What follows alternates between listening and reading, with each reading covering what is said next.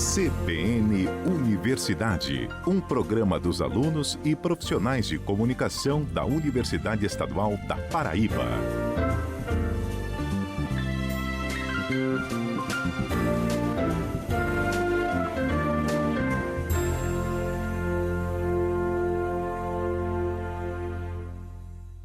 Olá, bom dia! Está começando o CBN Universidade. Eu sou Natasha Leone e você fica com a gente até às 10 horas da manhã aqui na CBN Campina Grande, a rádio que toca notícia. E por falar em notícia, vamos saber o que tem de destaque no programa deste sábado. Pró-Reitoria de Gestão de Pessoas informa sobre procedimentos para licenças médicas e afastamento para servidoras grávidas nesse período. Está aberta a temporada de avaliação dos servidores do mês de outubro e a lista completa com os nomes das pessoas da UEPB que serão avaliadas está disponível no site da universidade. Por aqui tem a coluna Direito e Cidadania com Luciano Nascimento. Na coluna de hoje falamos sobre empresas e empregos no Brasil da pandemia. A gente fala sobre estudos científicos. Uma pesquisa avalia perfil e tratamento fisioterapêutico em pacientes da Covid-19 aqui em Campina Grande. E a UEPB está entre as 50 instituições de ensino superior que mais depositam patentes de inovação tecnológica no INPI. Esse ranking ele é feito anualmente, pelo INPI, pelo Instituto Nacional de Propriedade Industrial. E há alguns anos a gente já vem chegando próximo dessa listagem da participação. Para a Agência de Inovação Tecnológica, a gente é o fruto mesmo, a colheita desse trabalho de formiguinha que vem sendo realizado ao longo desses 10 anos. Vamos trazer informações sobre a inscrição de trabalhos para o primeiro Congresso Nacional Online Multidisciplinar de Fisioterapia. Uma reportagem especial fala sobre o panorama dos programas de saúde mental no Brasil. Também tem dicas de português sem segredos por aqui. Campus da UEPB em Lagoa Seca recebe novo espaço para ensino e pesquisa sobre suinocultura. E ainda, o quadro Saudear deste sábado com sugestão de alimentação saudável para você. Fica sintonizado com a gente que o CBN Universidade está apenas começando.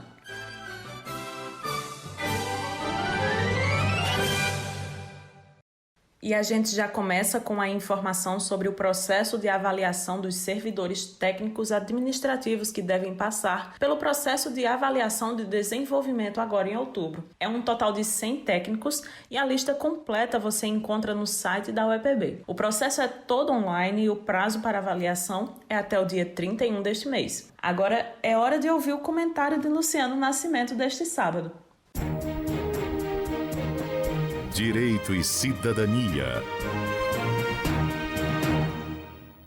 Olá a todos e todos os ouvintes da rádio CBN Campina Grande, sou Luciano Nascimento e você ouve a coluna Direito e Cidadania. Muito bem, na coluna de hoje vamos falar, portanto, sobre como estão pensando as empresas, principalmente as empresas do setor de serviços, para uma pós-pandemia, no que se refere à manutenção dos empregos, à jornada de trabalho, ao salário, etc. E como está o mundo do emprego no Brasil dessa pandemia? Sobre o setor de serviços, que é um dos setores que mais geram empregos na realidade laboral brasileira, muito mais do que indústria, comércio, e ali equiparado à construção civil, surge, portanto, uma pesquisa do IBRE, que é o Instituto Brasileiro de Economia da FGV, da Fundação Getúlio Vargas, que nos traz dados temerosos para a realidade empresarial, laboral, econômica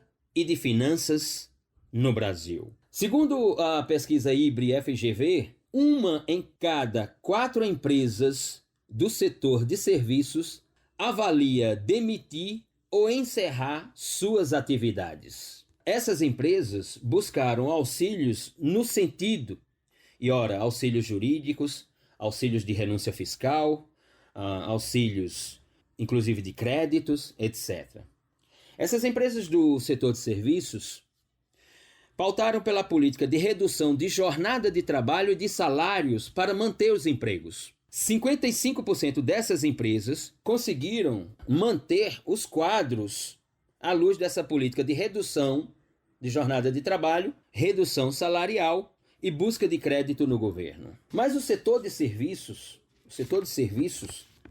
dessas empresas também traduzem a essa pesquisa dizendo que pensam em fechar o negócio por não conseguir manterem-se abertos em função exatamente da jornada de trabalho, dos salários e dos encargos tributários que têm que arcar. E o número também é idêntico, 55% dessas empresas. O setor de serviço, portanto, diz o seguinte: 35% dizem que conseguem manter-se, 10% pretendem diminuir em 20% o quadro de funcionários e 1% cogita encerrar suas atividades definitivamente. As dificuldades, primeira delas, folha de pagamentos e retomar a ideia da jornada de trabalho. E, finalmente, as dificuldades com o pagamento dos tributos. Informo essas empresas que a realidade é o seguinte, e a pesquisa assim traduz.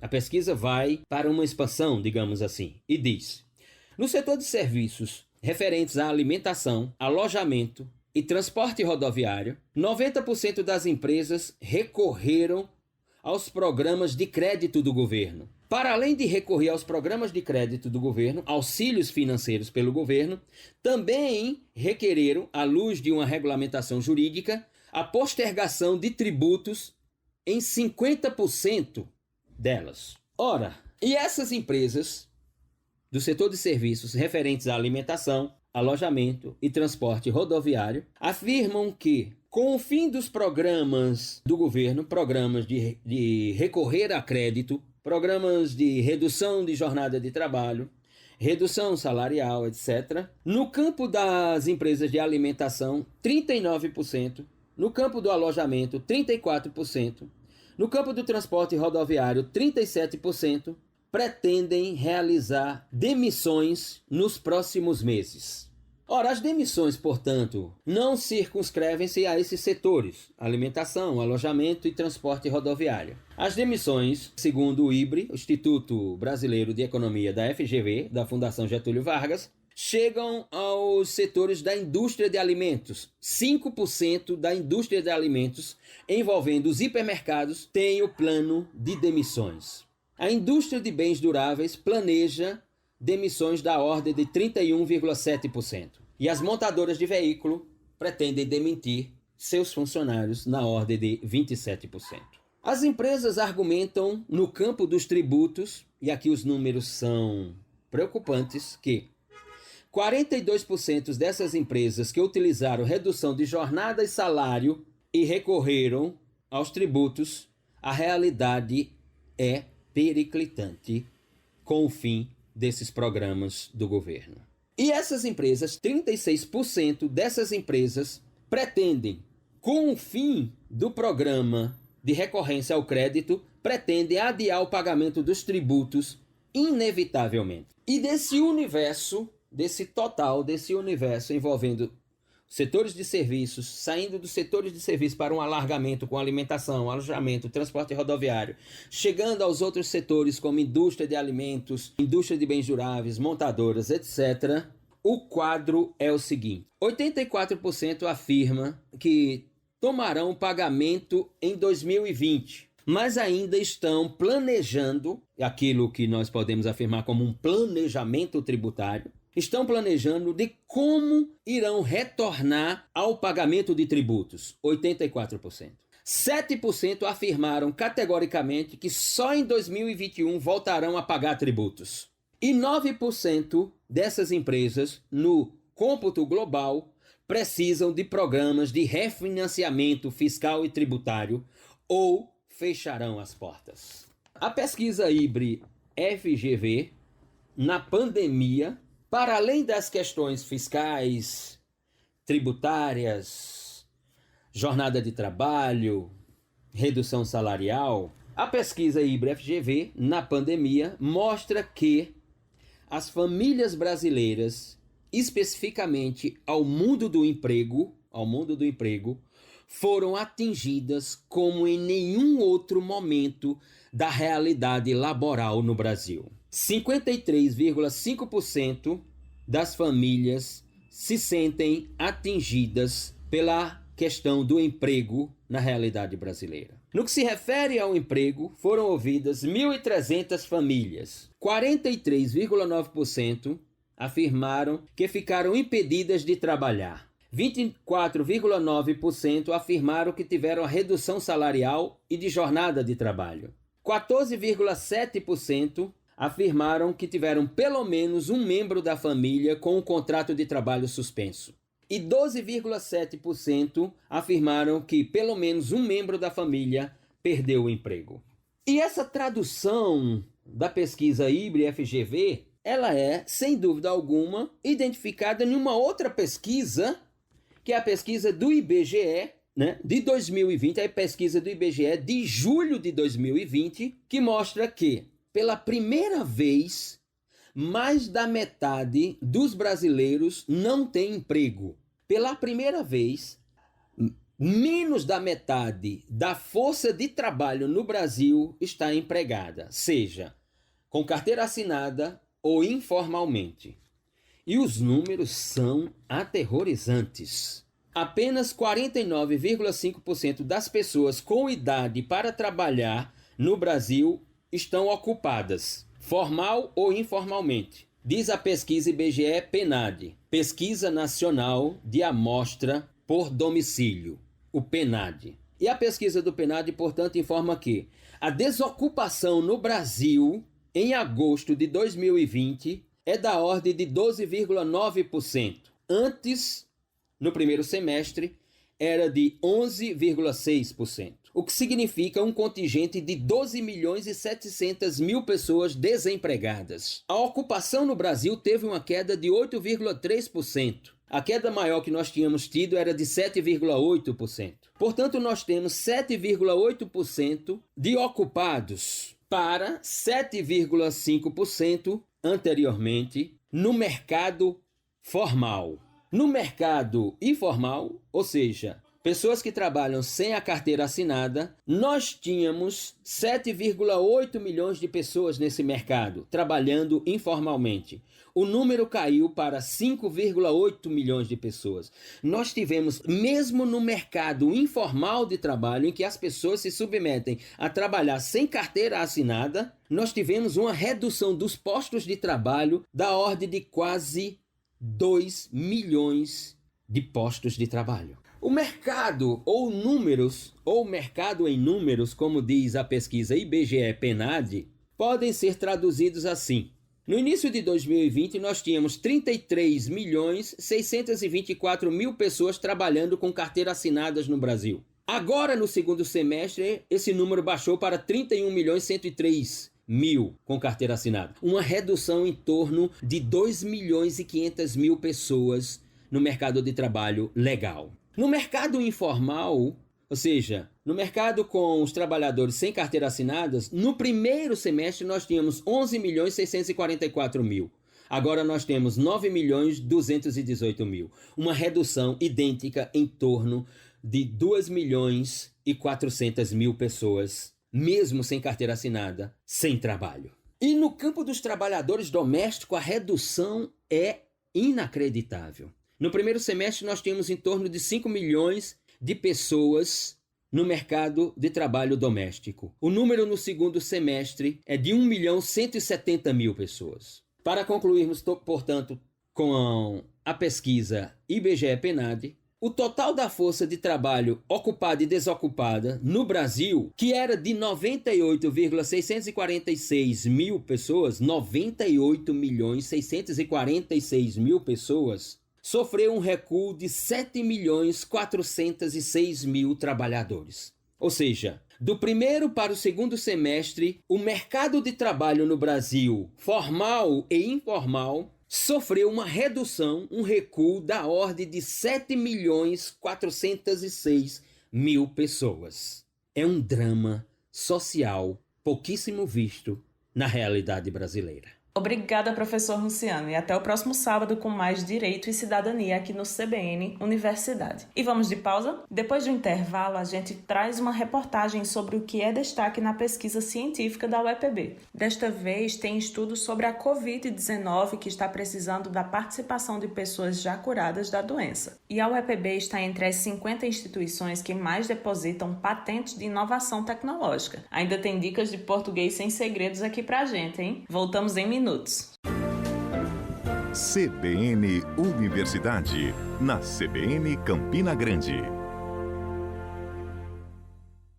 Voltamos com o nosso programa e para você que chegou agora, seja muito bem-vindo ao CBN Universidade. E a gente já começa falando sobre a pesquisa científica na UEPB. É que tem um estudo que está traçando o perfil dos pacientes da Covid-19 aqui em Campina Grande para saber desde sintomas iniciais até a cura. E a pesquisa está precisando da participação de voluntários que tenham vencido a doença e que possam responder um questionário sobre o assunto. A reportagem é do Rafael Costa. A pesquisa tem o objetivo de fornecer o máximo de informações para ajudar os infectologistas e as autoridades sanitárias e epidemiológicas a conhecerem detalhes dos efeitos da Covid-19. Todo o estudo tem sido realizado de forma online e é desenvolvido pela professora do Departamento de Fisioterapia da UEPB, Ana Tereza Fernandes, e a aluna do 6º período do mesmo curso, Beatriz Nunes. A ideia é traçar o perfil dos pacientes diagnosticados com a doença aqui em Campina Grande, tanto da manifestação da doença em cada pessoa, como também dos tratamentos utilizados com cada um.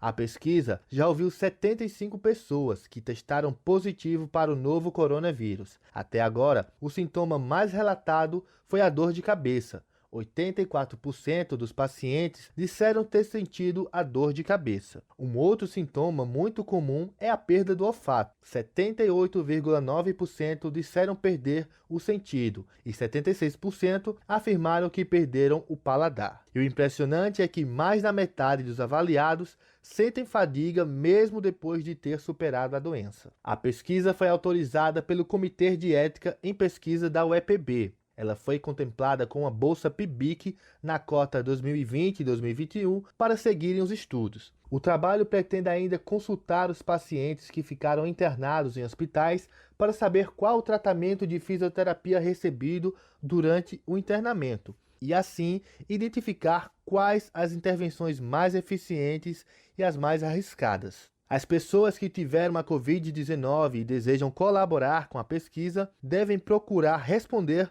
um questionário que está disponível no site da UEPB, o uepb.edu.br. Assim, os pacientes já curados vão contribuir com a ciência para entender essa doença que fez o mundo parar. Com informações da Codecom UEPB, Rafael Costa para o CBN Universidade. Obrigada, Rafael. E aqui em Campina Grande são mais de 11.700 casos de pessoas recuperadas da Covid-19. E ainda sobre a pandemia da Covid-19, o professor e pesquisador da UEPB, Tiago Almeida, foi convidado para participar do programa Ciência e Ação, que é uma iniciativa da Fundação de Apoio à Pesquisa do Estado da Paraíba, a FAPESC. Ele contribuiu com um debate essa semana sobre o tema Predição de Diagnóstico, Prognóstico e Sobrevivência em Pacientes com Covid-19, utilizando dados clínicos. O professor da UEPB é bacharel em Estatísticas pela própria universidade, mestre em Estatística e Experimentação Agropecuária pela Universidade Federal de Lavras, doutor em Estatísticas e Experimentação Agronômica pela Escola Superior de Agricultura Luiz de Queiroz e ainda é membro do Grupo de Pesquisa e Estatística Aplicada e Computacional da Universidade Estadual da Paraíba. E ele usa toda a experiência como estatístico para analisar, através do cruzamento de dados, as questões relacionadas à Covid-19.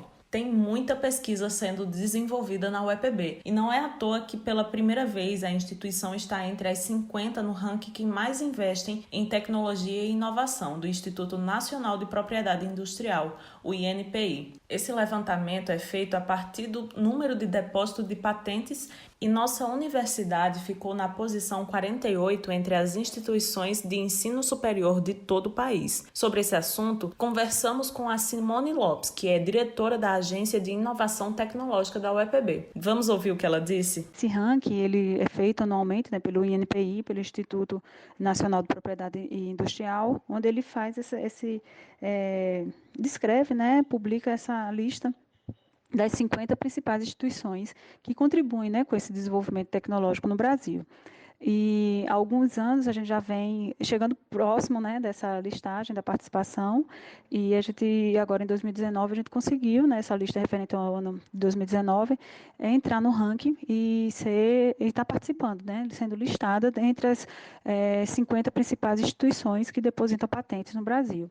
Isso para a universidade e para a Agência de Inovação Tecnológica, né, que a gente pode considerar que é um setor recente na instituição, né, e para a própria universidade é um grande avanço, né. Então vem mostrando assim o resultado, né, desse trabalho inicial que a gente começou, né, com a disseminação da cultura e propriedade intelectual, né, conversando com os pesquisadores, mostrando a importância da gente fazer essas proteções, né, que além de publicar as pesquisas que são desenvolvidas, que também é importante, né? A gente, quando tem um novo processo, um novo produto, a gente também fazer essa proteção visando realmente que essas tecnologias cheguem ao mercado, né? Cheguem para a sociedade, venham realmente contribuir com o desenvolvimento, né, social, tecnológico e econômico também da região, né? Para o EPB, isso traz uma participação mesmo mais significativa, né, nesse processo de inovação tecnológica e traz assim também a importância da universidade ficar, as instituições, né, o setor produtivo, saber que a universidade ela também tem essa característica de inovação, tá? De investir realmente na proteção dessas tecnologias, desses processos, tá? Visando mais na frente a transferência dessa tecnologia para que elas realmente cheguem ao mercado, né, à sociedade, que é a função social, vamos dizer assim, dessas patentes. Então, isso tudo, né, a participação nesse ranking realmente é o fruto, né, de um trabalho da Agência de Inovação Tecnológica, né, nesse processo de tanto da disseminação da cultura, como também no processo de acompanhamento, né, e produção dessas patentes, e principalmente os pesquisadores que além de fazer os seus artigos científicos, também se dedicam a fazer a proteção, né, das tecnologias que estão envolvidas com essas pesquisas. Então, é um fruto realmente do amadurecimento da pesquisa científica na universidade, tá? Mostra que a gente vem a cada ano crescendo o número, né, de patentes, de tecnologias protegidas, não só patentes, mas também nós temos softwares, temos também desenhos industriais, outros tipos de propriedade industrial. Então, é interessante a gente ver esse amadurecimento da universidade e o destaque, né, nosso de estar entrando já no ranking nacional, de estar apresentando, participando, né, tendo uma visibilidade maior, né, nessa área, tá? E então, a Paraíba está de destaque realmente, não só a UEPB, mas a UFCG, a UFPB, que são as que lideram esse ranking, né? Então, é bem interessante, importante para nós, a gente também está participando está listada, né, entre as 50 instituições que mais contribuem para o desenvolvimento tecnológico do país, tá? Então, para a Agência de Inovação Tecnológica, a gente é o fruto mesmo, a colheita desse trabalho, né, de formiguinha que vem sendo realizado ao longo desses 10 anos. Que bacana, não é mesmo? E aqui na Paraíba, a UFPB e a UFCG são as primeiras colocadas nesse ranqueamento do Instituto Nacional de Propriedade Industrial. Estamos bem servidos de universidade aqui no estado. E se liga que agora é hora das dicas de português. Neste sábado, quem está com a gente é o professor Denis Medeiros. Português sem segredos.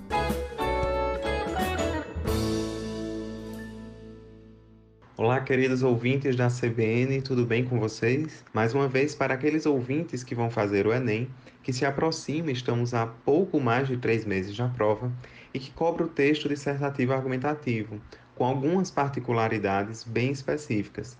Quando falo nessas particularidades, eu me refiro, por exemplo, à questão da conclusão. A conclusão que, de uma maneira geral, o texto dissertativo argumentativo não necessariamente requer uma conclusão-solução. Ela geralmente é uma retomada dos temas vistos ao longo do texto, uma transmissão de uma mensagem final para tudo aquilo que foi mencionado, mas o Enem, especificamente, ele traz a necessidade de uma proposta de intervenção.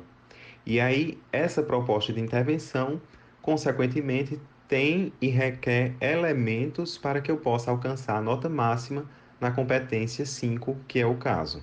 São 4 os elementos necessários para a construção da minha proposta de intervenção. O primeiro deles é a ação. O que vai ser feito? E o que vai ser feito em relação a quê? Justamente em relação ao que, no desenvolvimento, eu problematizei. Diante daquela minha argumentação, daquele problema que eu elenquei, o que pode ser feito para atenuar, para minimizar os efeitos daquela problemática? Então, isso é importante ressaltar porque muitos alunos, eles colocam uma intervenção que não tem coerência com o que foi problematizado. Então, a ação, o que vai ser feito, quem vai fazer, que seria o agente, como vai fazer, o modo como aquilo vai ser feito e o efeito, para que aquilo vai ser feito. E aí, diante desses 4 elementos, tem um ponto também que é super importante, que é trazer um detalhamento. E aí o detalhamento é importante que seja algo bem robusto, que seja de fato, como o próprio nome traz, detalhe, né? Então, geralmente a gente consegue detalhar mais em relação ao como vai ser feito e a finalidade, e o efeito e o para que vai ser feito. Isso é importante ressaltar e tudo isso, toda essa construção da proposta de intervenção, vale salientar que deve demonstrar o respeito aos direitos humanos. Um outro ponto é que os alunos trazem nas suas intervenções propostas que poderão ser implementadas de imediato, como também propostas que só conseguirão ser implementadas daqui a tantos anos. E aí surge a dúvida, professor, o certo ou o mais adequado seria a longo prazo ou em longo prazo?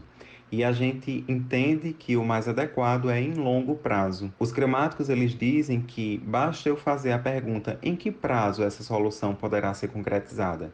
E aí digamos que em cerca de 5 anos. Então, o mais adequado seria em longo prazo e não a longo prazo.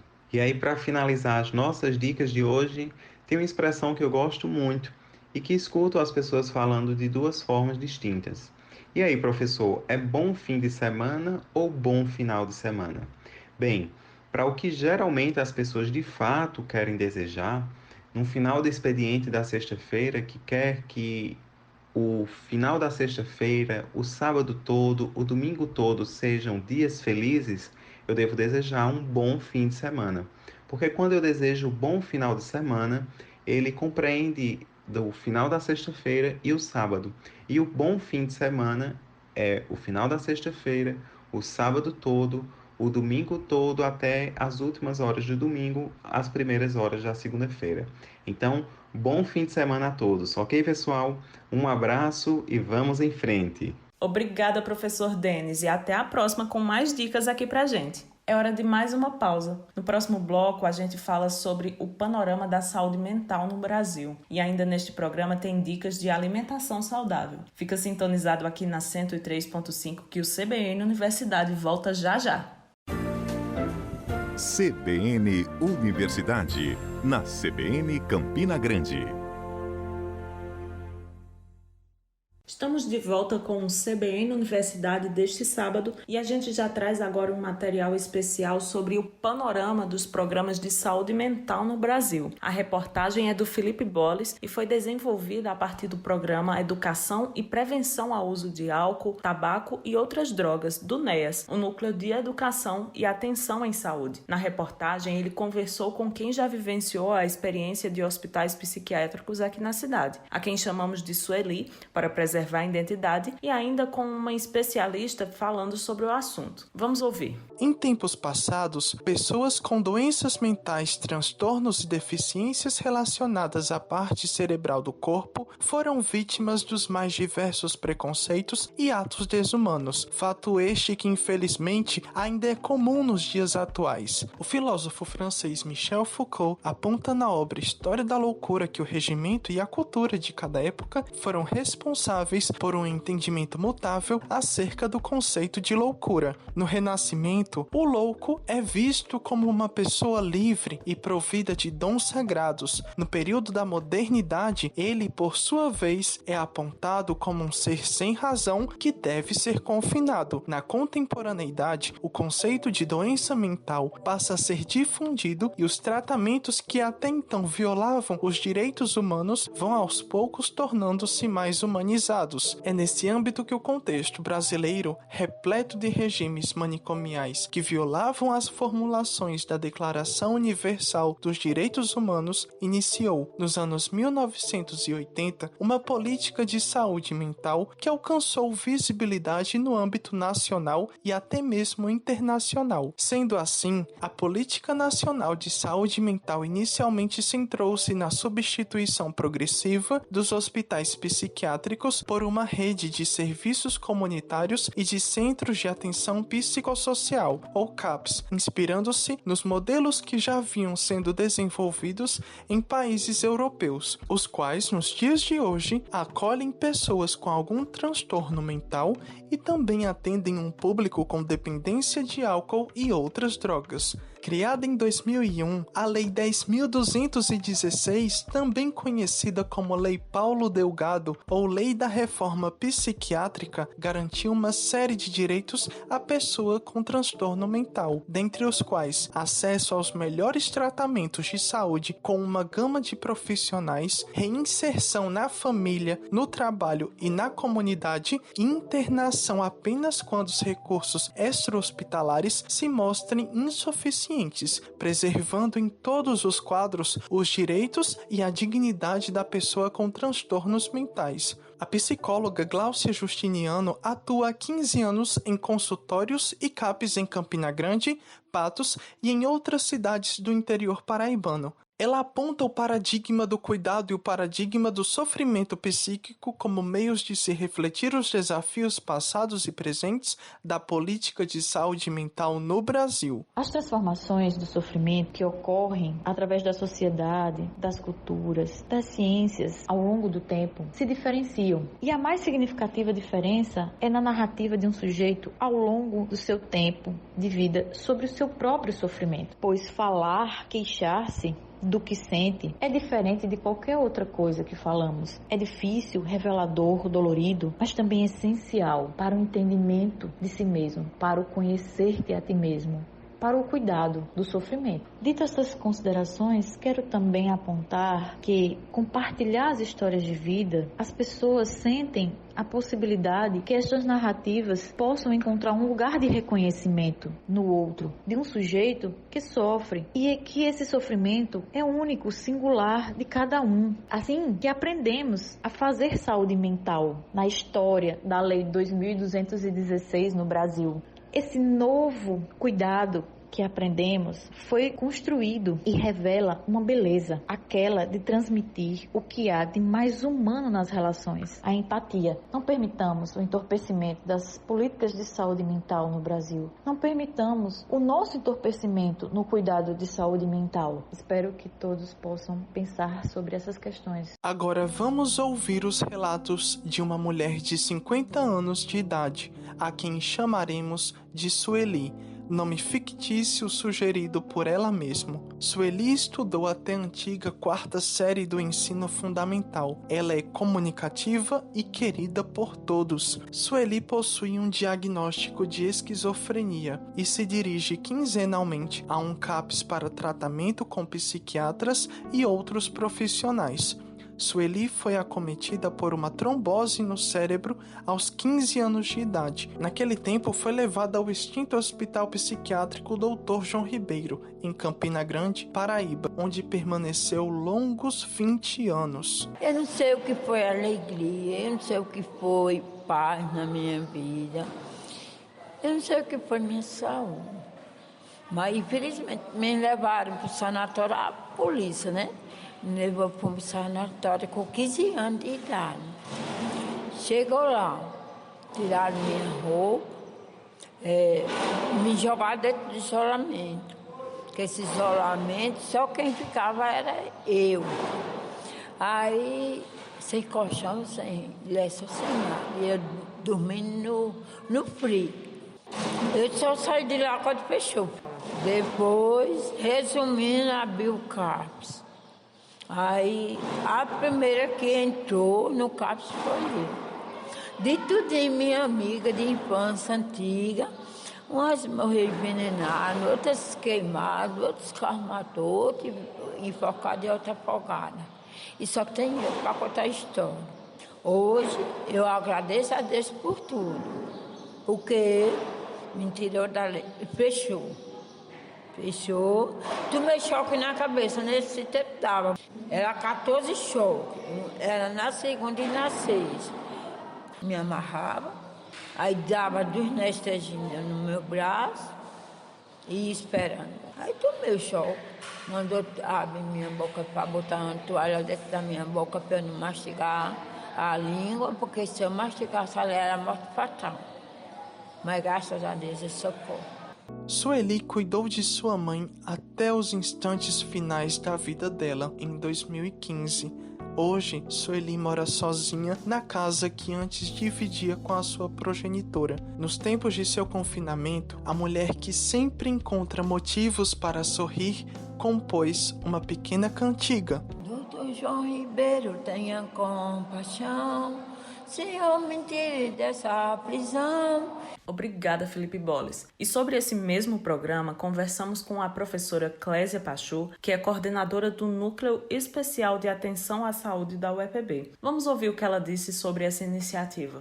Olá a todos os ouvintes da CBN. Aqui nós estamos justamente direto do Núcleo de Educação e Atenção em Saúde da Universidade Estadual da Paraíba, refletindo um pouco acerca da Política Nacional de Saúde Mental. Então, temos que ter em mente a questão da dignidade da pessoa humana. Então, dentro desse contexto de dignidade, de participação social, a participação da sociedade nesse contexto, pela Lei 8142, nós viemos em público queixar acerca do entendimento que a gente está tendo acerca da PL 399. Esta é uma PL que fala a questão acerca do uso de maconha para fins medicinais. No entanto, obtivemos um substitutivo aí que foi colocado para uso por diversão.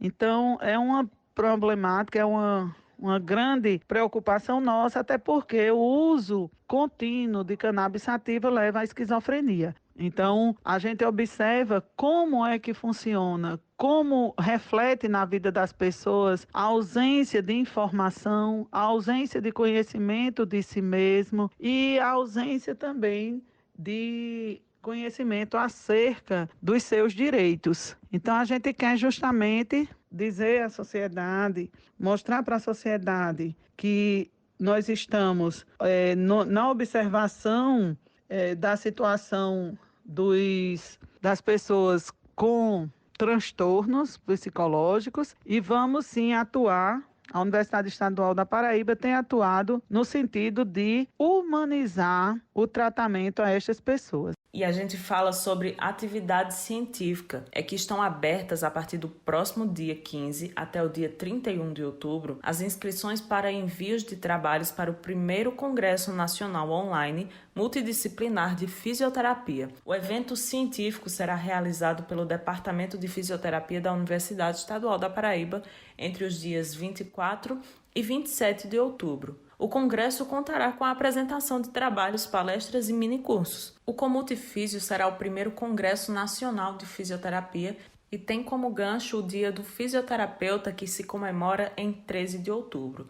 O evento, que será totalmente online, terá a participação de alunos, professores, fisioterapeutas e outros profissionais da área de saúde. Além da apresentação dos trabalhos, haverá palestras e minicursos que vão abordar desde a história da fisioterapia, o empreendedorismo na área, o mercado de trabalho, até temas como recuperação de pacientes com lesões na coluna vertebral, lesão medular, dor crônica, hanseníase, práticas para facilitar a amamentação, tecnologia e envelhecimento, reabilitação visual e funcionalidade e sexualidade de pacientes com comprometimentos. A gente sabe que a fisioterapia é essencial na recuperação de pacientes das mais diversas patologias. E nesta pandemia da Covid-19, esses profissionais desempenharam um papel importantíssimo na reabilitação respiratória das pessoas com o novo coronavírus. As inscrições serão online e os interessados devem acessar o link direto no site da UEPB, uepb.edu.br. Outras informações você encontra no perfil do evento na rede social Instagram, no @comultifísio. Agora vamos para a nossa última pausa aqui no CBN Universidade. Depois do intervalo, a gente fala sobre o Congresso Internacional de Envelhecimento Humano e ainda tem as dicas de alimentação saudável no quadro Saudear, com Lucielen Lima. A gente volta rapidinho. CBN Universidade, na CBN Campina Grande. E chegamos com o último bloco do CBN Universidade deste sábado, dia 10 de outubro de 2020. E com informação que vem lá do Campus 2 da UEPB em Lagoa Seca, que ganhou o espaço para a criação de porcos. O espaço para suinocultura, também conhecido como pocilga para porcos, tem uma área de 136 metros quadrados com 9 baias para os animais. O local também tem uma maternidade, setores de cria, recria e engorda e um lugar destinado ao armazenamento da ração. A nova área construída deve facilitar as condições de ensino e aprendizagem no curso técnico em agropecuária e no bacharelado em agroecologia, do Campus 2 em Lagoa Seca. Vai ser uma espécie de laboratório de campo para aulas práticas, estágios de conclusão e produção de animais para uso nas aulas de agroindústria. O espaço começou a ser construído em março, mas a obra foi interrompida por causa da pandemia da Covid-19 e foi concluída após a liberação das obras. O projeto foi concretizado graças à parceria com a administração central da UEPB e com recursos gerados pelo próprio campus, gerido pelo Conselho da Escola Agrícola Assis Chateaubriand. O Centro de Ciências Agrárias e Ambientais já dispõe de espécies de caprinos e bovinos. Os suínos devem ser enviados pela Universidade Federal da Paraíba do campus de Areia e Bananeiras. São porcos de raças selecionadas que estão entre as mais propícias e utilizadas no meio. E mudamos de assunto para falar sobre o Congresso Internacional de Envelhecimento Humano, que será online e já está com inscrições abertas. O evento deve trabalhar a temática envelhecimento baseado em evidências, tendências e inovações. Sobre o evento, o professor e coordenador da UAMA, Mano Freire, mandou um áudio para a nossa produção. Vamos ouvir. O Congresso Internacional de Envelhecimento Humano, CIH, um evento que faz parte da agenda científica do Brasil, especificamente de Campina Grande, já reunindo mais de 3.000 pessoas no ano passado, havia uma grande expectativa para a realização da 7ª edição este ano, que seria em junho de 2020. Com a pandemia, veio uma pergunta bastante importante: como promover este encontro tão rico, respeitando as recomendações de segurança? Foi aí que surgiu o Congresso CIH Experience. Um novo formato. Os inúmeros estudantes, profissionais e pesquisadores que vestem a camisa do CIH contarão com 2 eventos. O CIH Experience, que será em 2020, em novembro, edição 100% online, que ocorrerá de 21 a 22 de novembro de 2020, e o CIH presencial em 2021.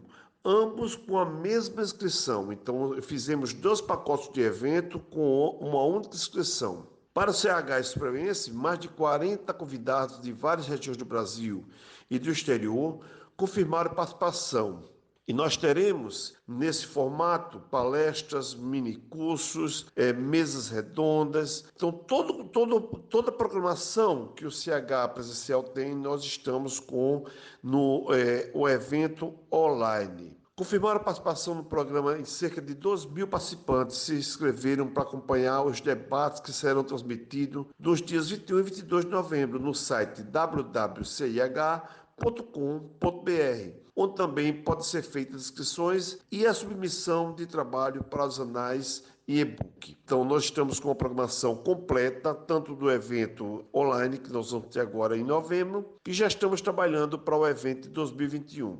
Um grande abraço a todos. E o site do evento e onde você também consegue fazer a inscrição é cieh.com.br. E a hora de dicas de alimentação saudável aqui no CBN Universidade. Saúde A, com Lucielen Lima. Olá, tudo bem? Quem aí está liberando para engravidar? A gente sabe que talvez a pandemia não seja o melhor momento por todas as questões de risco de contágio que a gente já sabe. Mas também sabemos que tem mulher que não pode adiar muito, ou por causa da idade, ou pela quantidade de filhos que pretende ter, ou por várias outras questões. Enfim, cada um tem suas particularidades, né? Hoje vou falar um pouquinho sobre alimentos que podem ajudar para que a gravidez chegue mais rápido. Mas antes, vou logo explicar que para engravidar, uma série de fatores influenciam, não apenas a alimentação. Quem está com dificuldades deve contar com a ajuda de especialistas. A alimentação pode ser um dos fatores que podem aí ajudar, e eu vou apenas dar algumas dicas sobre isso, tá bom? A alimentação inadequada pode dificultar o processo, isso várias pesquisas já comprovam. E a reeducação alimentar deve acontecer não só para a mulher, mas para o homem também. Alguns nutrientes são essenciais nisso aí, como a vitamina B12, o ácido fólico e o ômega 3. Os ovos, por exemplo, são ótimas fontes de vitamina B12, que, dentre os benefícios, atua na camada do útero que vai receber o bebê. O licopeno contido no tomate atua nos ovários, ajudando na regulação hormonal. Leguminosas como lentilha e feijão são boas fontes de ácido fólico, que contribui com a fertilidade e boa formação do feto. São também alimentos ricos em ferro, que podem prevenir a anemia e ajudar no processo de concepção desse feto. Folhas verdes, como alface, espinafre e brócolis, também são fontes de ácido fólico e vitaminas do complexo B, que além de atuar na ovulação da mulher, claro, ajudam na produção de espermatozoides fortes. Também encontramos vitaminas do complexo B em frutas, como banana, manga e abacate. Castanhas, legumes e grãos integrais são boas fontes de zinco.